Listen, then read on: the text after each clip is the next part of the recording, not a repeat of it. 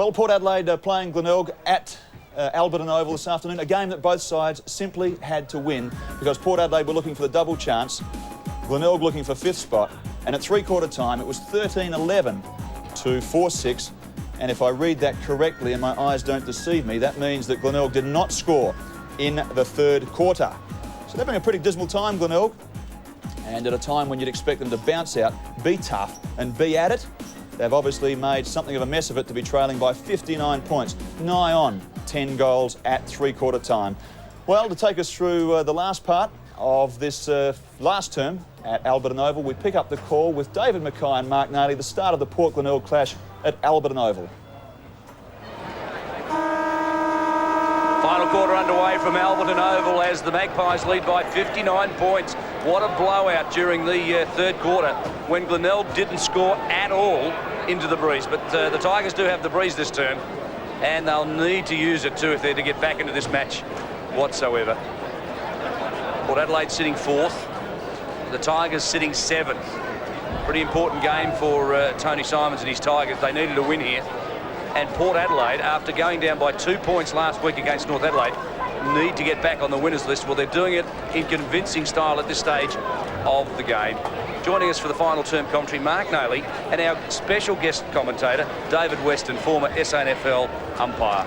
Pleasure to be here, David. Looking forward to the game. It's been a tough encounter so far, and you've had a bit to say about some of the umpiring decisions. Yes, they're umpiring by and large fairly well, but it's going to be a niggly last quarter, so it's going to be most interesting to see what happens. Bamford for Port Adelaide goes around the corner. Bartlett ducked underneath it, handballs it away. Brown, who's been probably Port Adelaide's best today, picks up the ball and goes forward deep in the pocket to land just inside the line. And thumped across by Ward. Now, is that deliberate? Definitely a deliberate knockout, David Mackay. Well, was the ball already out and he was just finishing it off? No, I believe the ball was still in play and he knocked it straight across the line. Correct free kick. Okay, so Scotty Hodges, who's kicked, we believe, 6 goals. Now, we just need to check that with Mark Naley. 6 goals, Mark? Scotty Hodges had 6. This will give him 600 goals, yes, career goals. If he kicks it, he gets his 600th career goal, but he misses it. We've been looking for that today. We opened up at the start of the match and he had 593 for his career. And then when he started to kick a few through the third quarter, we thought, gee, the 7 is possible today and he could bring up 600. And what a wonderful highlight that is in only 155 games. Yeah, definitely a great player for this Port Adelaide club has been Scott Hodges. So we see War driving the ball long down to Bartlett. Couldn't quite take it on the fair bit of pressure. Let's play on. Hallahan gets across to McDermott. McDermott onto his left leg, puts it fire, but Brian Lees, truly magnificent today, Brian Lees. He's got a couple of goals from centre-half back, we should tell the folks, Mark. Yes, they were only early goals, first quarter, second quarter goals they were. Still from centre-half back. If your centre-half back can kick 2 goals in a game, I'm sure your senior coach will be happy. We see again Smith down to McGuinness. McGuinness in the front of the pack, puts it out in front of Scotty Hodges. And that man knows where to lead. Look at that. He's done it all day. I mean, he's kicked 5 of his goals from exactly the same position. He knows where to lead, where to have that space to run into. He knows that he's 40 metres out and directly in front. Scotty Hodges. He's even inside 40. He'd be about 30 metres out, straight in front. Done this before on Alberton Oval. Puts it high, puts it straight through. Brings up the 14th goal for this Port Adelaide side. Brings up his 7th goal, his 600th career goal. And all the action is brought to you here on ABC Sport. And truly, what a champion this bloke is. I think people realise today, they've stood in the crowd. For those who are in the know, realise that this is his 600th goal. And I'm sure the radio commentators have let them know. And it's an important milestone. I'm not even sure that it's one that he'd know himself. McCulley puts the ball down. Port 14 goals, 12-96. Glenelg 4 goals, 6-30. They haven't kicked a goal since the second quarter. As Glenelg side again, the ball's will be thrown up. But Brown up to three-quarter time had 26 possessions. David Mackay. Ball-lace from a half-back flank has had 16. And now this is our one side of the game. Delaney, who's playing at fullback, hadn't been near the football today. He had his first possession in the third quarter. I think Mark Tyler's only had one possession today. D. Smith taken high.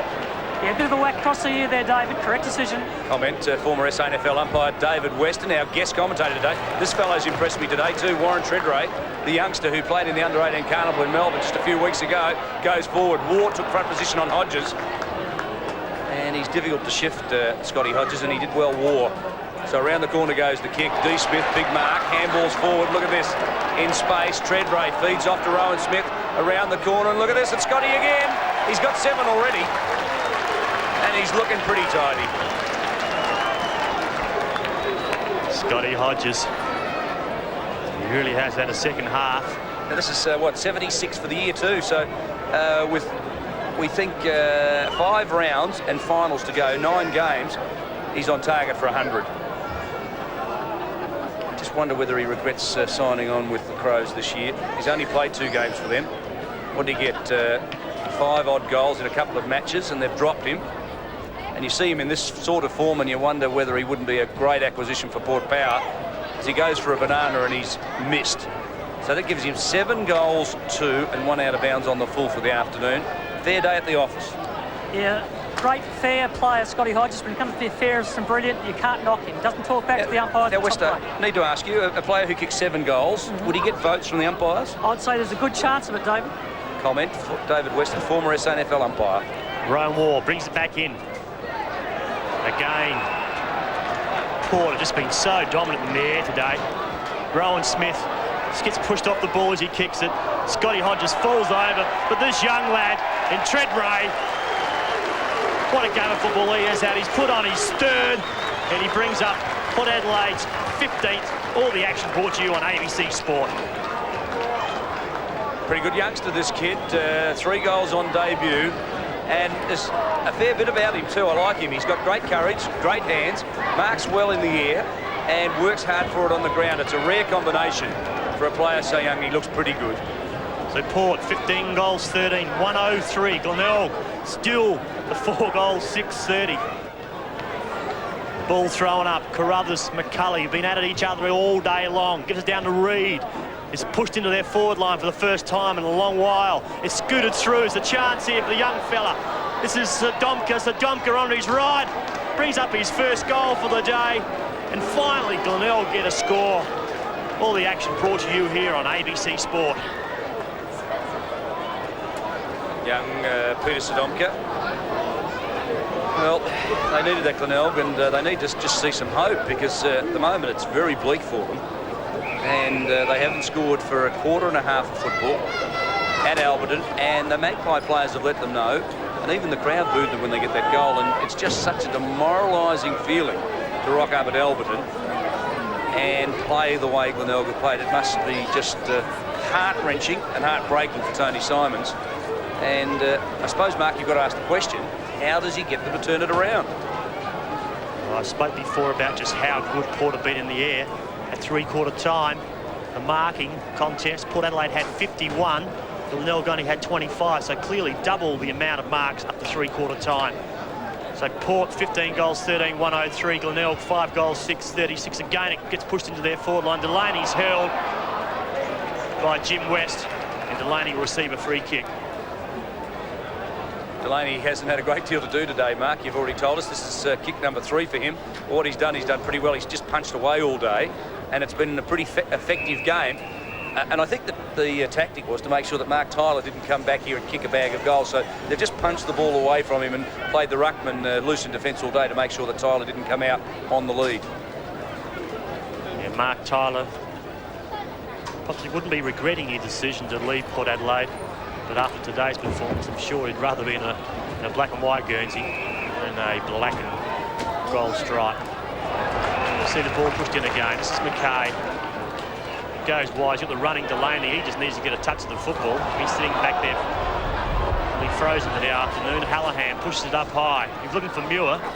Muir had to run back onto it. This is Tyler, we just spoke about, getting in there. Again, McKay back over the top. Pedler has had a great game. And Delaney picks up his 4th kick, but wastes it. Gives it straight back to the Glenelg player in Orling. Les had much of the ball today, Roger Delaney. and I think he did waste it. Hallahan out to McCulley. McCulley was a great ruckman in the first quarter in particular, but he's had his hands full, hasn't he? Crothers is the man, and there he is. Played a wonderful game, kick behind play deep in the defensive zone, and has thwarted plenty of Glenelg attacks. Sodomka thumped it wide. Carter, who kicked, I think he kicked a goal early too from a half-forward flank. Started at half-forward, got one in the first quarter. He was picking up McGuinness at the time. He was picking up McDermott at the time. It's a fair battle early, but McDermott's found plenty of the ball. As Redshaw thumps it down. Getting through was Cameron. Wide to Sodomka, got through the tackle and kicked it wide out of bounds on the full.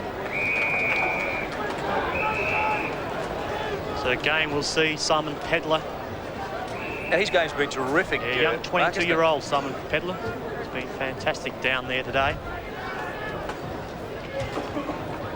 See again, McDermott, who looks tired, as most of his teammates as well. Over the top, that was Northeast, just brings the ball to ground. Lowry's runners and Smith. Rowan Smith picks it up, steadies himself, straightens the body, puts it further on. That's Carter who takes his timely mark. They want to play on Burgoyne. You need to get it back to Carter as quickly as you possibly can.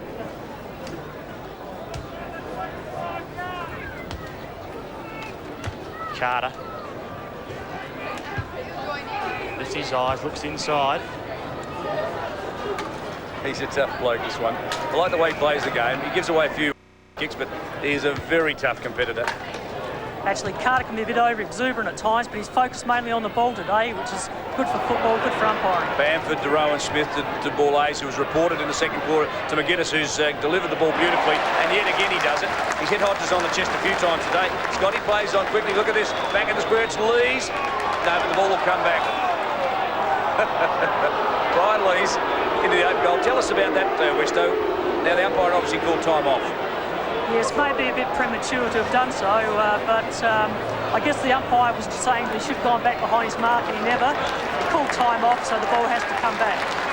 OK, so you've got to say it's an umpiring blue. Yes, I think it's a bit premature to do so. But either way, Scotty Hodges will bring it back. A lot of people would think when you mark, you can just play on, but they hadn't realised that the umpire had blown time off to set up for the set shot for goal. Set kick situation, yes. Yep. And Hodges, with 7 against his name, goes in, and he's missed. Off to the left, 7 goals, 3. 11 scoring options, and 1 out of bounds on the full. It's a fair return. Indeed, Scotty's been fantastic once again, and I'd say we would have caught the umpire's eye today, that's for sure. Well, Westo, we've got to ask you, how do you assess the umpires today? They've done quite a reasonable job in very difficult conditions, so one couldn't be overly critical of them. Now, you were sat on the umpires advisory board, or that's quite correct. You observed at games, and today you'd have given them fair votes. They were quite a reasonable job today, I'd say. Okay. So War from fullback delivers it straight down the middle. Loose ball falls. Tyler, now he seems to be playing downfield. Redshaw thumps it forward. Aerial ping pong developing. McDermott picks it up, crashes through, gets off a handball. Play on, said the umpire. Northeast, oh, what great courage that was. It was unbelievable, wasn't it? Saw the player in all it coming, just stayed right on the line and just dropped the head and shoulder to protect himself. Yeah, 2 good decisions. Player McDermott are also to bounce the ball there. McCulley thumps the ball his way, only as far as Northeast, who kicks it back. Smith couldn't take it. McDermott again gets caught and penalised, holding the ball. Good decision. Excellent decision. Had time to dispose of the ball. That's Carter. Gives it out to Smith. He just seems to find that space by himself all the time. He's lining up Hodges, who comes out. Burgoyne's there first. That's a young player in Mark Edwards. Only 18, still a pup. Still got plenty of football left in him. You see him clears it on the outer side. Only finds Northeast sitting back and takes a timely chest mark. He's got players around him if he wants to use him. He's got Carter in the middle. Goes that way. Carter's got a player inside again. This is Michael Wilson. Wilson misses it. They've still got time to clean up. Smith comes back and cleans it up. Back over to Wilson. He goes back. This is young Treadray. Already kicked 3 goals today. Hodges finds a yard of pace. Comes out, brings it to Brown, who's been best on ground in my eyes. And really, he is tired. That was a tired kick by David Brown. Yes, I don't think there's any doubt that David Brown's best on ground. Westo, if you were giving the votes? He's been brilliant, and the skills under these heavy conditions have been first class. The ball, you can see how heavy and muddy it is. So again, ball put high. Burgoyne couldn't quite take it. You see the Port Adelaide cheer squad streamers just covering or littering the entire surface of this Alberton Oval. As Smith uses his pure strength, gives it over to McGuinness. He just chips the ball in the air. McGuinness has kicked his second, brings up Port Adelaide 16, and all the action brought to you here on ABC Sport.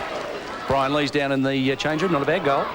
Not a bad goal. Very lucky for Phil. I think he only kicked 2 today after the last couple of weeks, averaging 4 or 5 goals a game. And I mean, I've kicked 2 today from centre half back. He's kicked 2 as a rover, so I don't think he did his job that well. And you reckon he should be kicking 6 a game? Oh, for sure. When he gets a ball like he does, I think he should be finishing off with 5 or 6 goals a game every week, not just every now and then. Up high again, McCulley. He's won his fair share of the knocks, but just hadn't had the players around him to be able to capitalise on some very effective ruck work. We see Pedler again. We've just seen too many Port Adelaide backmen run out by themselves, uncontested. Just the Glenelg forwards just letting him go. Now remember that Port Adelaide are doing this into the breeze too. And it's been pretty strong today. It's just been too easy. We see Smith put his hands in the air. He gives a contest every time the ball comes his way. He goes in again. Number 2, and Pedler again follows up on the McGuinness. He'll get caught by Hallahan just. It's come off the Glenelg boot. Come off Benny Rorick's left boot. He tried to smother the McGuinness kick. Was out of bounds on the full. Bamford over the top of it. Chick Whitten, who's worked tirelessly all day. McDermott, who's found plenty of the ball but hasn't had many mates to support him. Hallahan around the corner. Pedler claimed by Tyler as Brian Lees comes off and coming on Nigel Fegan for his first run of the afternoon. And they've appreciated the big centre half-back today, this Port Adelaide crowd. He's done a wonderful job and he's earned their applause. No doubt about that. 28 is Darren Smith, 14 Bartlett, 5 McCulley, Chick Whitten. A loose ball, it's a flyer through the midfield. Who wants it? First man there, Brown, just handballs it up to Ambrose, who spent a great deal of time on the bench. The left footer is long and low. Edwards couldn't get it. Burgoyne through to Treadray. He got clear of traffic. Carter needs support. Oh, cleverly done. This is Treadray. He's got 3. Can he make it 4? Scotty marked it. No, it's over the line and it's through for a point. Yeah, Treadray, he's going to be a player of the future. He'll be in their starting lineup. First game next year for Port Power. Gee, that's a big statement, Mark. He's a good player. Just He's the right only half 17. forward is something the Crows haven't got. Is that little spark for a half forward who can kick a bag full of goals. You can see Reid takes in the middle of the ground. Over to Kretschmer, who's been very quiet today. Puts it high. Port players playing in front. They'll clear it again. Quick hands over the top. They take the body. They give the handball. He's got a player out wide if he wants to use him in Michael Wilson. The ball's put high. Wilson stays under it. Cops one on the way through. And Wilson's not happy. Great courage, good decision. Wilson had his eyes for the ball and was given the free kick appropriately. And what's happened here is a 25-metre penalty, Westo. Yeah, it might have been a bit lucky to get 25-metre penalty. I thought it was as the contest was taking place. Comments David Weston, 120-game SANFL umpire and former umpire's observer. McCulley marks. Now, this is where Glenelg were broken down. They just haven't had enough run and support coming out of defence. So yet again, it's left to Chick Whitten and Orlick. There's just not enough numbers there. Port Adelaide, yet again. Now, is that deliberate? Well, he was under a lot of pressure in the contest, so in that situation, I think you're on the side of the player. Yeah, I like the way he plays, Carter. Great fan of the way he goes about it. We've already mentioned that occasionally he gives away silly, soft free kicks, but other than that, he's a real tiger. So Smith over to the workmanlike performance from David Brown today. Just wasted that possession, but not too many of them ended up like that today. Quick smother on the boot by McGuinness. A bit of feeling between McGuinness and also Orlick. Yeah, we might mention that David Brown, for those who didn't know, he's had triplets with Debbie during the week, and he's picked up plenty of kicks for all 3 kids. Two boys and a girl, Mark, not a bad result. No, he's been a very good week for David Brown. You see the Glenelg side going for it again, blindly kicking around the body. This ends up with McKay. McKay puts it up. Possibly was trying to find McGuinness. He couldn't quite take it. And again, the umpire will run in to throw the ball into the air. Umpire Inge is Burgoyne, number 9, and Hallahan. just the receding hairline. This goes in the air. McCulley, big fly. He's a terrific leaper as a ruckman. Back to McKay, who's very good overhead. Grandstand wing. Where's the movement? D. Smith's the target, heads in that general direction. Oh, Treadray, first man there in front of Rorick is good work. Look at the handball, it was a beauty to Fegan. Inside 50, closing and ships it up. Scotty Hodges underneath this one. Two hands attempt, couldn't mark it. And Edwards just in front of McGuinness. And McGuinness is very dangerous around the goals. And I like the way McGuinness has just done the little 1% things today for his club. He's shepherded, he's smothered. He's been at the bottom of the packs and has worked tremendously hard. Yeah, first game players like Treadray will catch the umpire's eye. He's been brilliant, and they know who the first gamers are. They always ask, and had to establish a relationship with the player. Ball gets moved on. Rorick puts it high. Port players, they've got 2 or 3 or even 4 players down there. They can just binky who's taken everything that's come his way today. It's something like 8-9 marks up to 3/4 time. Just put another one there onto his stat sheet as well. Orlick gives it over the top. It's the running Sadomka, who's kicked a goal already in this quarter, but wastes it. Gives it straight back to Delaney.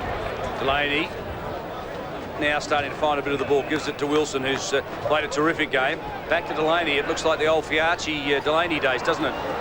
And this man, Mark Soderstrom, who hasn't had a great hand in this match, but has been a pretty important recruit for Glenelg. He's played an odd jobs part.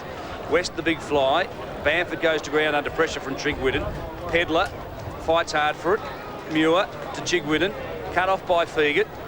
Now Binky flicks it out to Bamford. Is good play, and Bamford with a beautiful leg delivers it long and wide. Unfortunately, just a little fraction too wide and out of bounds on the full. With Delaney and Fiarchi, I think Fiarchi used to say a bit more than Wilson says.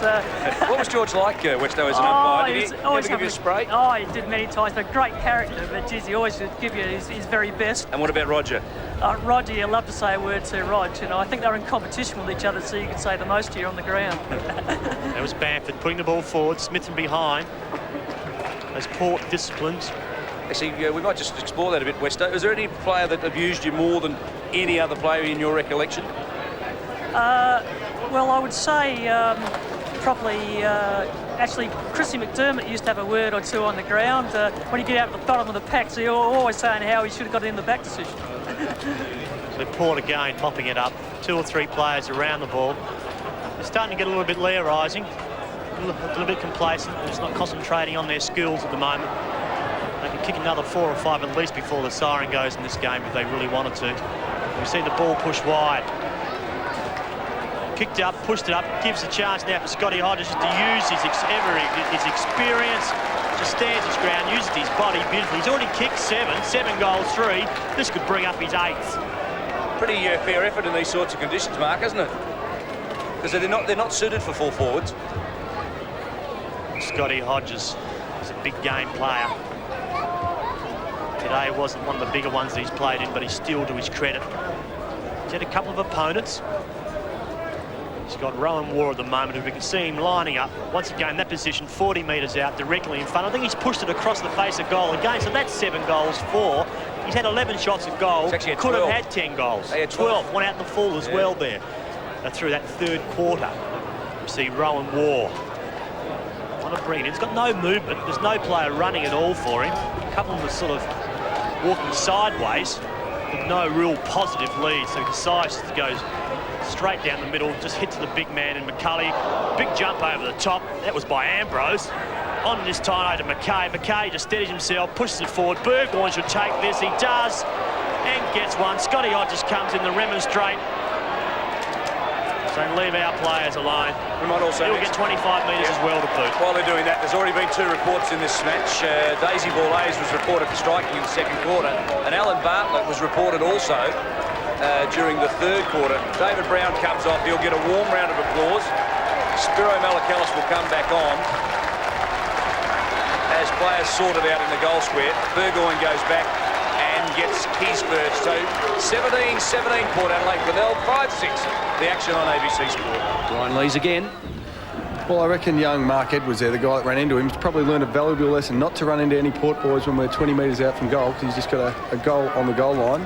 For a guy that's had splint shints through the week, he's kicking all right. He played all right today. He's been in a lot of pain, so he tells me, young Peter. So today was good, very good for him to come up like that. Between them, just guiding that ship, and Scotty Hodges in the full forward also. He is the captain of that ship. But gee, you wouldn't mind playing alongside of those two players, wouldn't you?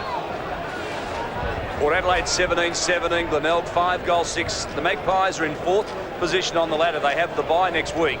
Glenelg take on North Adelaide at Glenelg Oval, and they're sitting in 7th position. Their season in tatters at the moment with a 15-6-9 record. So they've won 6, lost 9. Tony Simons really would just be at his wits' end. Pedler flicks it out to Delaney. That's good play. It's an exhibition now. Rowan Smith comes back inboard. The runner is Binky, who's marked everything overhead this afternoon. It's been a terrific exhibition in the air. Ambrose back to Rowan Smith. They got through so easily, didn't they? And through half forward, D. Smith. Quickly, Binky. Where's he? He just keeps coming. And the kick's out of bounds. I think it might even be on the full. No, it's come back. It's a free kick.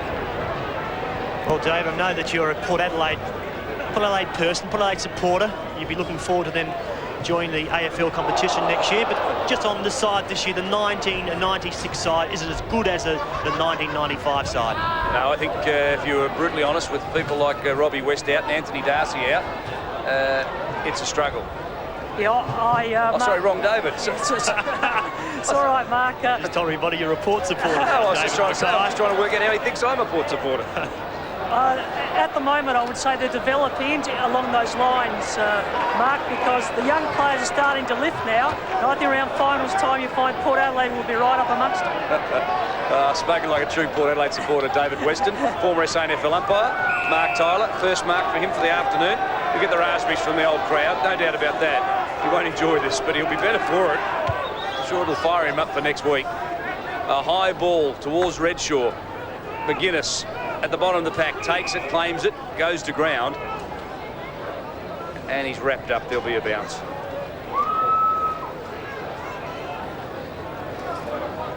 Redshaw in the air. Cameron just steals it away, smothered by McGuinness. Well done, McGuinness. Hallahan in the midfield, gets a mark, plays on quickly, gives it off to McDermott. He's got a lead on, but he goes long to the square. It was the wrong option, wasn't it? Took him about 3 minutes to get to that stage. He's trying to straighten up and he just couldn't get around. The Port player was very unlucky not to catch him in the act. We see Northeast. Just looks up, see who's got free in the game. They've got another free Port Adelaide player. Just a little bit wide. If they want to use another one, there's one further down the field. He comes back to Northeast. He's left by himself. He can go over the top, which he does with a handball. Didn't quite make his target. This is Pedler. Pedler pushes it forward. Tyler. Mackay. In comes Chick Whitten. Tyler pushes it back. It's called a throw. Umpire indicates, let's play it on, fellas. Pay the benefit. Ball ace, as we mentioned before, has been reported. Burgoyne just chips over the top. The Glenelg side have just given up. They've just dropped their heads and they're just not working hard. This is kid Treadray. He goes back. A bit of a wild kick for the young fellow Treadray, but I'm sure after a couple of seasons with the power that he will learn how to play the game. Yes, I think he's got the goods. I agree with you, Mark Daly. I think he's going to be a very big acquisition for Port Adelaide in the future. 3 goals, 3 to Warren Treadray. Big statement that he'll open up for Port Power next year. He needs a season or two of this. Look at this kick. It's gone 65 metres with a wet ball. Cut off by Wilson, goes short. This is Tony Bamford, just a rookie, and around the corner it's Burgoyne who's marked, and he's got one. We're 84 points. The advantage. What a shellac. And just to keep it in perspective, Glenelg haven't scored a goal. In fact, they've only scored 1 goal since the 20-minute mark off the first term. Might just put it all in perspective for you. The Port Adelaide defence have been fantastic. And Glenelg will, I think, hang their heads. This is a crisis point for Glenelg, a low point in their very successful modern history. As Peter Burgoyne with 1 goes back, he'll kick it across the face. Oh, Scotty! What a ripper mark. That's a beauty. Yeah, Fitzcott-Hodges around finals time would be very good for Port Adelaide. Fitzcott-Hodges at any time. He's really struggled and come back after breaking a leg. He had 69 goals, 29 coming into this match. His accuracy has been fantastic. He's got 7 goals, 4 today. So he's got 76 for the season. And he's just the sort of player who can put this through and make it 77. Siren said he played on, so it's all over. He can't even take the kick. Correct, David Mackay. Once it's played on up, the siren's gone. So Scotty Hodges has kicked 7 goals for Port Adelaide win this one. 17-18, 120. Glenelg, 5 goals, 636. The final margin, 84 points. Well, 84 points is a good old-fashioned thumping, isn't it? Scoreless in that third term, Glenelg. 1 goal in the last, and they are very, very disappointing, David, particularly at a time when they needed to come out and rally against an old foe and give themselves a decent chance. Clashes, haven't they, Port and Glenelg games? But Glenelg today without a whimper. I think that's the most disappointing aspect for Tony Simons. You look at the goal scorers, Glenelg, Sadomka, West, Chigwin, Reid and Orlick won. I think that's their real problem area, is their midfielders and the way they push the ball into their forward zone. Scotty Hodges today with 7 brought up 600 career goals, and that was a wonderful achievement. Yeah, fabulous effort, David. You're quite right from Hodges. He's now a pretty good chance, isn't he, of course, to kick 100 this year still, if not in the minor round, certainly in the major round, which Port Adelaide will play a pretty big part in. David, I'm surprised by Glenelg, though. Just give us a rundown. They've got Chigwidden, they've got McDermott, they've got Visca, they've got Hill. They've got some real toughness in there. What's missing? Well, I think one of the things about today that would be disappointing from Glenelg's aspect is that Port players were tormenting them with the fact that they lacked a little bit of courage and guts out on the ground. And I think at one stage Chris McDermott grabbed his heart and said, well, a few others mightn't, but I've got some, and he really took it up to them. But he wasn't their worst performer. I think they're just playing without passion, Glenelg, and one of the things that Port Adelaide will always do is they'll bring you unstuck if you're not playing at your top level. Yeah, they certainly do, David, and I know that judging by looking behind you there with the big magpie perched on your left shoulder, you're about to conduct an interview for us. I am. I've got Brian Lees with me. Leesy, congratulations. Couple of goals from centre-half back today. Career highlight. I enjoyed it. I enjoy kicking goals. I haven't kicked one this year, so it was good to kick a couple today, yeah. I thought last week you kicked 5 points in the last quarter against North Adelaide. They kicked 6 goals, 1 and stole the game by 2 points. Must have been a disappointing week on the track, just contemplating what you lost. Yeah, I suppose it was a very undisciplined effort in the last quarter. We should have manned up as soon as they got a run on. I just don't think we played disciplined football by manning up, and to lose after being 5 goals up, especially out here at Alberton Oval, it was very disappointing, but we got over it. Like, we got back out on the track Sunday morning and set ourselves a goal to win well today, and that's what we did. A few people thought that without Poole, Mead, Ginniver and Francis, you might have been a little underdone, but the new chums coming in today, and I talk about Warren Treadray and Tony Bamford in particular, were quite outstanding. Well, that's what we need, I suppose, when you put it on the young guys that they have to take that next step and give them an opportunity to play out here, and that they did that very well. The boys that played their first game, and young Peter Burgoyne, who they've got to start showing things now, coming of age, so that we want them to be finals players this year and then go on and play AFL next year. So it's a big opportunity for them right now. Now, going into today's game, you were 1 game and percentage behind Norwood in particular and the Eagles. You had to win, and you had to win by a big margin. You've done that. Now, what's realistically your chances coming in for a top 3 spot at the end of the year? Well, if we keep winning, we've got to set our goals to keep winning each game. And if we win each game, well, then we'll get a top 3 position. But that's it. We've got to knuckle down now, put our heads down and make sure we win the last 3 games. I think it was important for you that Scotty Hodges got amongst the goals today. 7 goals, 3 in those conditions was probably one of his best efforts all time. Yeah, I mean, I think Scotty, I've only played with him 2 years, but I think he's a little underrated. But I mean, he gets a lot of the football and he works hard off the ball too, and he creates a lot of space today. He even kicked one to me in the goal square that wasn't allowed. Yeah, the umpire didn't give it to you. No. Now, you've got a bye next week. Anything planned for the week off? We're training through the week. I think we'll have the weekend off. Just depends on Stephen, but he just wants us to take it easy through the week tonight and next week. Get ready for the Centrals match in 2 weeks, which is a very big game down at Elizabeth. So we're looking forward to that. It's a good challenge for us. The signs were there for you. You were ominous in the second half and very, very aggressive. So we're looking forward to the Central match. A couple of weeks should be an absolute blockbuster, Triggy, and it's one that you and I will be covering, and I'm sure we'll enjoy that match when it finally comes around. Yeah, thanks very much, DB, there with Brian Lees. Interesting that Brian should be talking about being undisciplined last week in that game that we saw, Port Adelaide and North Adelaide. He's one of the main contributors, I might add, when he gets off a leash like that. But we saw 2 quality sides today, Ken. Central and Port bounced back from losses and their opponents felt the sting. Yes, they did. They were terrific today, Central. They really were hard at it, and they just didn't allow the Eagles any freedom at all. Tough and tight, as Port Adelaide were. They were both winners in the SANFL today. As we look at some of the scorelines, quick look at David Mackay, but here are the scorelines. Norwood beat Sturt pretty easily. out at the parade. No surprises there. And West Adelaide, well, they kept South Adelaide very tight and in check, and had South Adelaide not kicked that third goal, apparently on the final siren, would have been their lowest score of all time, Kenneth. A bad day. Well, look, it's been a tough year for the Panthers as they adjust and jockey for position at their new home at Noarlunga. But now they've had a couple of terrific wins of the last 2 weeks, particularly against the league leaders last week. So Central play Norwood next week. You said a blockbuster in a couple of weeks with Central and Port, David. Quite right, but Central and Norwood next week, the top two sides playing. The Dogs have fended off the Eagles today. A different story next week. It's going to be a grand old game. I think one of the things you've got to look towards is Norwood. If they can just keep winning, they can actually steal top spot. And Central, I'm sure, wouldn't be too pleased the way they're sitting, although they have a good percentage break, and that's going to be important coming into the finals. Yeah, important for them to get that top spot, Central. They really didn't want it last year if you put on your thinking cap and think back, because they had a bye in the last round which gave them a 3-week break. No such luxury this year, hence they need the top spot. Norwood are challenging. Here's the leading goal kickers. And Hodges must have been pretty good, David. Well, he kicked 7 goals for today, which gives him 76 goals, 33 for the year. His accuracy, his conversion ratio is outstanding. Recapping some of the AFL scorelines, North Melbourne gave Hawthorn, well, a bit of a lesson last night. Wayne Carey got amongst them in the second half and proved to be very much the difference. 18 goals in 2 weeks to the champion Wayne Carey from centre-half forward. How would you stand him? He'd be pretty tough, wouldn't he? Let's just keep this rolling, though. He kicked 9-1. In terms of the Geelong-Adelaide game, 9-1 in the last quarter after Adelaide had controlled the game, and well, they're having a terrible time. Adelaide. Carlton up over Fremantle. Did it pretty well. And your old side, St Kilda, a little bit of a surprise, 10 points over Collingwood. That's terrific for the Saints, but it's also terrific for the Blues, who were flogged by Fremantle in the West. And Ken, I might just mention to you that St Kilda, sitting where they are, can actually make the 8 the way they're playing.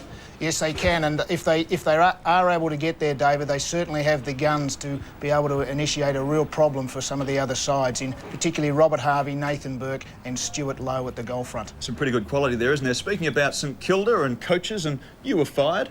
But and everybody gets it, but there was a couple of articles in the paper this morning about Coach Robert Shaw, men, and I must admit I feel for the bloke.